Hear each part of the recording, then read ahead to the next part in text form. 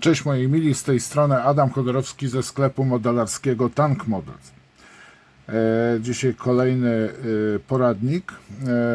Z racji tego, że posłuchajcie, czytam na różnych grupach modelarskich, jakie znajdują się na Facebooku, często użytkownicy tych tych grup pytają się o podkłady. Jakie można stosować podkłady do modeli? Często słyszę, że na przykład ktoś sugeruje jakieś, powiedzmy, podkłady, a że tamtej firmy ktoś tam napisał, to jest do bani, błoto, tamto to w ogóle jest do niczego, wyrzuć spreje, o których już mówiłem wcześniej, nie używaj danej firmy podkładu, tej też nie używaj, do AMO tak samo wielu się czepia i polecają tylko jednej firmy, powiedzmy, farby podkładowe, które też są w sprayu i oni używają ich w sprayu, mimo tego, że mówią, że tamtej i innej firmy, na przykład Vallejo, tak, firmy w sprayu podkłady, czy na przykład AMO serii Titan są do bani, używaj tylko i wyłącznie tych, nie ma innych, najlepsze są, co ty, ja używam. No kurna Olek, no super, może po prostu zastanów się, wychodzę z takiego założenia, może nie potrafisz ich używać, tak? Nauczyłeś się po prostu tylko i wyłącznie jednego używać, albo w ogóle często bywa, że ci ludzie nie używają innych firm farb podkładowych i po prostu każdej osobie, która, powiedzmy, chce kupić sobie farbę podkładową, chce usłyszeć jakąś konkretną wiadomość, informację uzyskać, już z góry jest traktowany jako leszcz, lamus i w ogóle nie znasz się na tym, ktoś coś napisze, to też się na tym nie zna, tylko jakieś tam firmy X, pozostałe się nadają do kosza. A gucio prawda, posłuchajcie. Jednej z osób poleciłem ostatnio właśnie, może spróbuj sobie, bo potrzebował wiele figurek zapodkładować, to mówiłem mu właśnie, że może spróbuj sobie kupić na przykład, nie wiem, nawet Game Workshopu, powiedzmy, farbę podkładową, ustawisz sobie to na tacce, powiedzmy nawet takiej poprzyklejasz sobie, powiedzmy, tego typu tacka, czy z tej strony, czy z tej, i po prostu hurtowo, w ilościach hurtowych sobie po prostu te figurki zapodkładujesz, ewentualnie na przykład ramkę całą sobie zapodkładujesz i później będziesz w zależności od umiejętności malowania pędzelkiem. Ja dzisiaj chciałbym Wam zaprezentować dzisiaj farbę podkładową One Shot Primer od AMO by Mick Jimenez. I powiem Wam, że przetestowałem sobie, to jest mój, którym sobie maluję, One Shot, autentycznie. Sobie wymieszamy ten podkład i wlewamy do aerografu i po prostu jedziemy. Jeżeli mamy czysty aerograf, porządne, dobrze ustawione, wyczyszczony aerograf, dobrze ustawione odpowiednie ciśnienie, czyli na przykład 1 bar, 1,2 bara, tak, ewentualnie 2 bary, też bardzo dobrze się maluje. Ja przetestowałem od 1 bara do 2,5 bara i nie miałem żadnego problemu z tym primerem, żadnego problemu, Authentico. Tu jest pomalowany czarnym podkładem i akurat potrzebny jest ten grey podkład. Poza tym jest jeszcze tak, jest zielony, bardzo przypominający amerykańską zieleń do pojazdów, ale też zbliżony do tych, które są używane do samolotów. I to jest numer 2028. Tu mamy ten szary 2024, nie w kolejności ułożony. Tu mamy biały podkład, rzeczywiście jest biały, 2022 numer. Tu mamy piaskowy, bardzo fajny kolor piaskowy, bardzo podobny do polecanego przez producentów farb odcienia piaskowego dla Afryki Corpus. I to jest numer 2027. No i oczywiście jest też czarny, tak? 2023.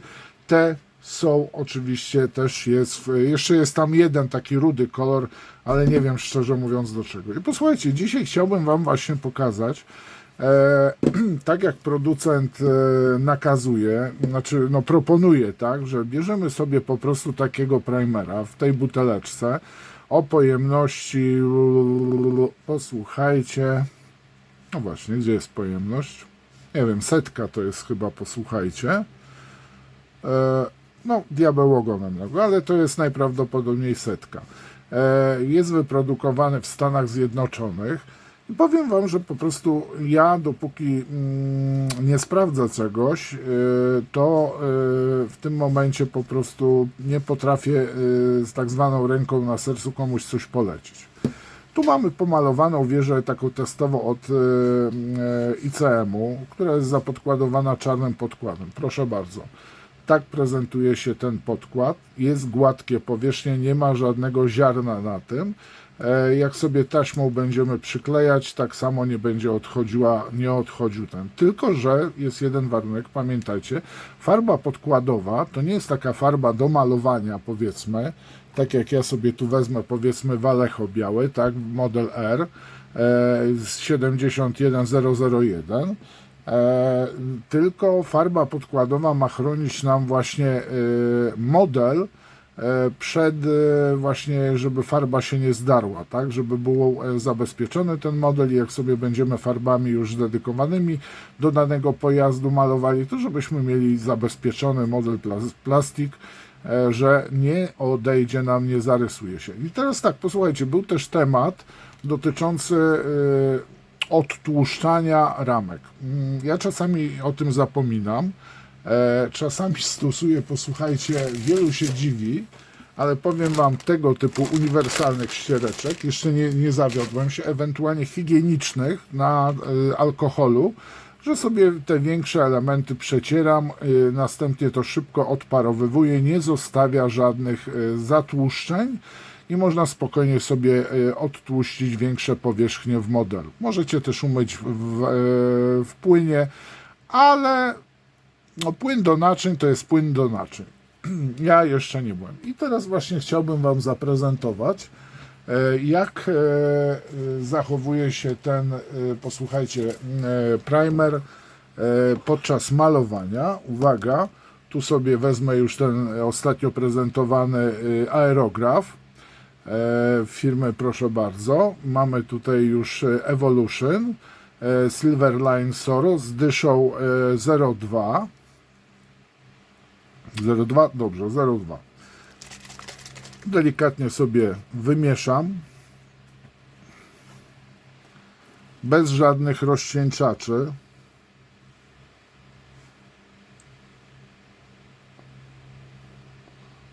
Nie ma sensu wlewać całego, powiedzmy, o tego nie lubię. Tu już by się przydał jakiś dziubek. Bardzo nie lubię mieć butelek brudnych.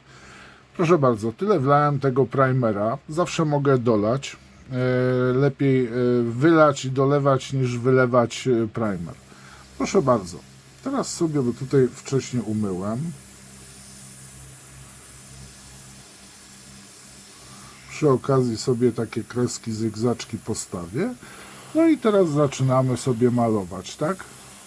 Od góry do dołu. Z mniej więcej około 10 cm.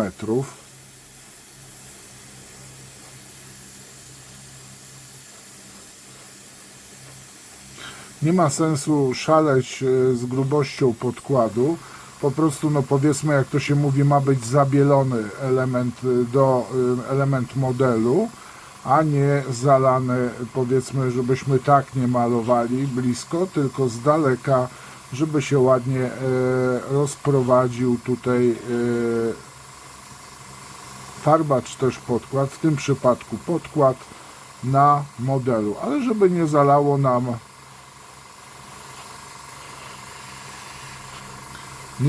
nam detalu. Proszę bardzo, tak się maluje. Teraz więcej daję tego podkładu i tak samo tutaj.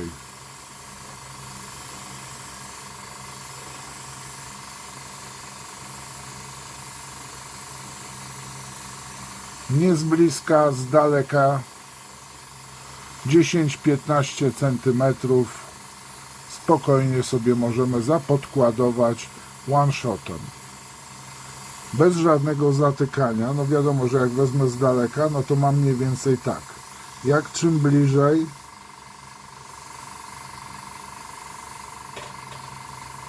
jak ktoś nie ma odpowiedniego koloru, a ten jest zbliżony, Jezu, jak mi łapa lata.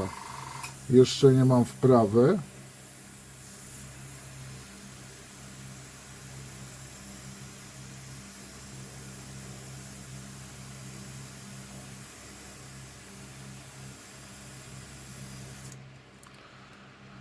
Bardzo proszę, tutaj odstawię sobie bez mieszania, wymieszałem tylko ten w butelce,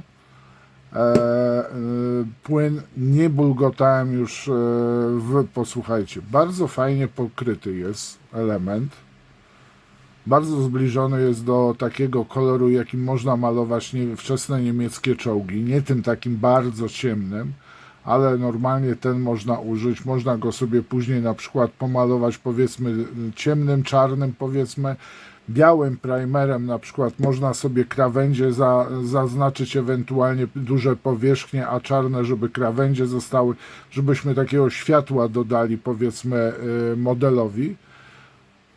To wszystko, posłuchajcie, nic więcej nie mogę dodać, ująć.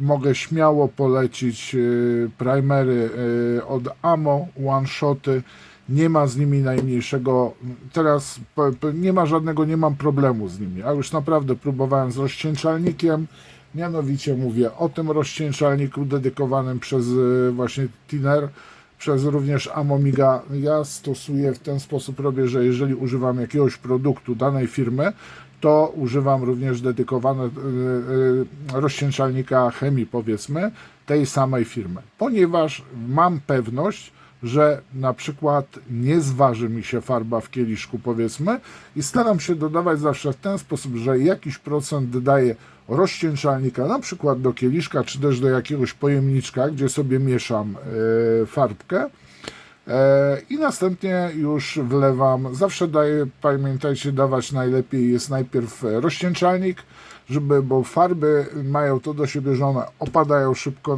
na dół, wchodzą nam wszystkie kanały możliwe aerografu i jak dodajemy następnie rozcieńczalnik, to możemy nie do końca wymieszać całość i wtedy należy właśnie zastosować to takie barbarzyńskie tak zwane mieszanie, ale trzeba bardzo delikatnie to robić, żeby nam się farba nie cofnęła, nie zalała nam uszczelki, bo będziemy musieli nieźle się naszorować. Jeżeli chodzi o mycie, używam płynu czyszczącego Pure, bardzo dobrze się sprawuje, mam fajny zapach, ma taki owocowy, nie taki, Jezus Maria, nie taki czysty chemią wali, ale po prostu jest bardzo fajnie zrobiony ten właśnie, fajny zapach ma. Moi mili, jeszcze raz na koniec, mogę Wam śmiało polecić one-shoty. Jeżeli będziecie mieli jakieś problemy, to znaczy, że macie coś na przykład zanieczyszczony, na przykład aerograf, źle wymieszany, podkład warto wyczyścić przed każdym malowaniem i po zakończeniu już prac z aerografem aerograf wyczyścić dobrze, łącznie z wyjęciem igły, wyczyszczeniem igły.